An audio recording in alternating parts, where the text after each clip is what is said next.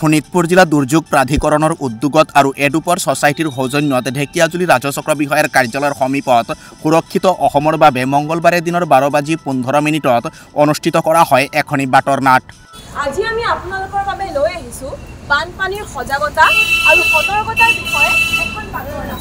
উল্লেখ্য যে যিকোনো প্ৰাকৃতিক দুৰ্যোগৰ পৰা কি প্ৰকাৰে নিজকে ৰক্ষা পেলাব পাৰি তাৰ ওপৰত সজাগতাৰ উদ্দেশ্যৰে আজি উক্ত বাটৰ নাট প্ৰদৰ্শন কৰা হয়।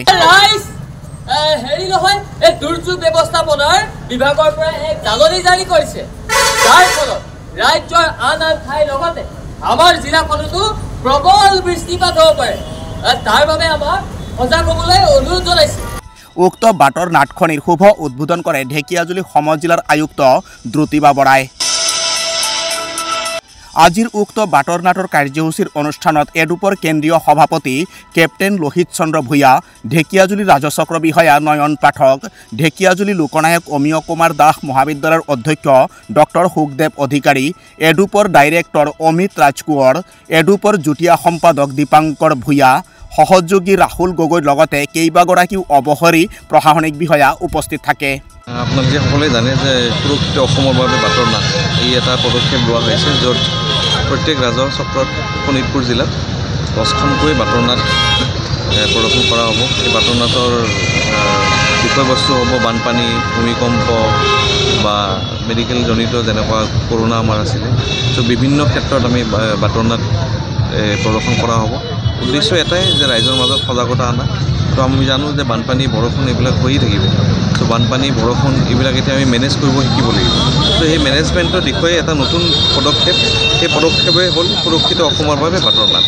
চ' তাৰে আমাৰ আজি ঢেকিয়াজুলিত আমাৰ ইন'গৰেল যিখন বাটৰ নাট আছিলে, আমাৰ ঢেকিয়াজুলি ৰাজস্ব অফিচৰ সন্মুখতে আমি এইটো আয়োজন কৰিছোঁ আৰু যথেষ্ট ৰাইজৰো আমি সঁহাৰি পাইছোঁ।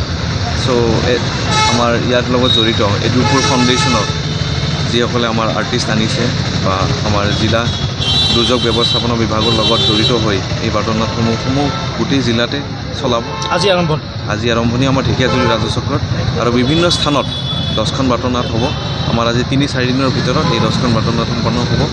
চ' ইয়াত উপস্থিত আপোনালোককো ধন্যবাদ জনাইছোঁ আৰু মই এটাই ৰিকুৱেষ্ট কৰোঁ সকলোকে আপোনালোকৰ মাধ্যমৰ জৰিয়তে যে যিকোনো দুৰ্যোগ ব্যৱস্থাপনাত সজাগতাটো আটাইতকৈ ইম্পৰ্টেণ্ট। সজাগ হওক আৰু সাৱধান হওক আৰু নিজকে বচাওক, লগতে সকলোকে বচাওক। ধন্যবাদ। আমাৰ অসম বানবিধ্বস্ত এৰিয়া বুলি সকলোৱে জানে।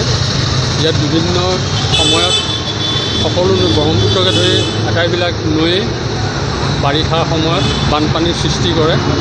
কিন্তু বৰ্তমান আমাৰ চৰকাৰে যথেষ্ট পদক্ষেপ লৈছে বানপানীৰ পৰা আমাৰ ৰাইজক বচাবৰ কাৰণে, আমাৰ অসমৰ সম্পদক বচাবৰ কাৰণে।